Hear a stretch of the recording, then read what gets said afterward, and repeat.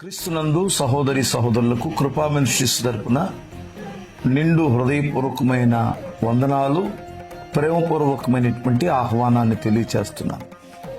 దేవుని పిల్లలారా, ఇప్పుడు నేను మీ మధ్యలోనికి రావడానికి కారణం ఏమిటంటే ఆగస్టు 1, 2, 3 తేదీల్లో మన కృపా మినిస్ట్రీ చర్చిలో ఉపవాస ప్రార్థన కూడికలు జరుగుతున్నాయి. దయచేసి భక్తి కలిగిన మీరు, దేవుని యందు ఆసక్తి కలిగినటువంటి మీరు ఉపవాసం ఉండి ప్రార్థన చేసి మీ గడ్డు సమస్యలన్నిటి నుండి విడుదల పొందాలని, భయంకరమైన వ్యాధుల నుండి, అప్పుల నుండి, సమస్యల నుండి, మీ యొక్క ఆపదలన్నిటి నుండి విడుదల పొందాలని ప్రేమతో ఆహ్వానిస్తున్నాను. రండి. 1వ తేదీ ఉదయం 10 గంటల నుండి మధ్యాహ్నం 1-2 గంటల వరకు జరిగింది. అట్లాగే సాయంత్రం 7 నుండి 9:30 లేదా 10 లోపు జరుగుతుంది.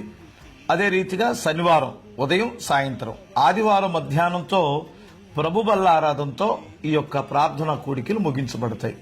దయచేసి వీలైనంత వరకు రండి, పాల్గొని ఆశీర్వాదాలు పొందండి.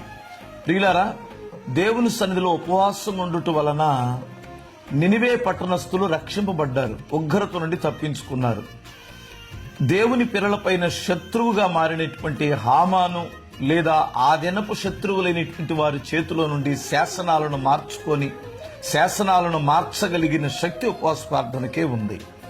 గనుక ఏ పనైనా మీరు విజయవంతంగా జరిగించుకోవాలి, విజయాన్ని చవి చూడాలంటే దయచేసి ఉపవాస ప్రార్థనలో పాల్గొని దేవుని ఆశీర్వాదాలు, దేవుని శక్తి కలిగిన కార్యాలు చూడండి, పొందండి.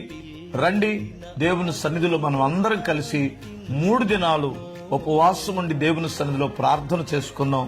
దేశం కొరకు, కుటుంబాల కొరకు, అనేక సమస్యల కొరకు సంఘమంతా ప్రార్థన చేస్తుంది. తప్పనిసరిగా రండి. దేవుడు మిమ్మల్ని దీవించునుగాక.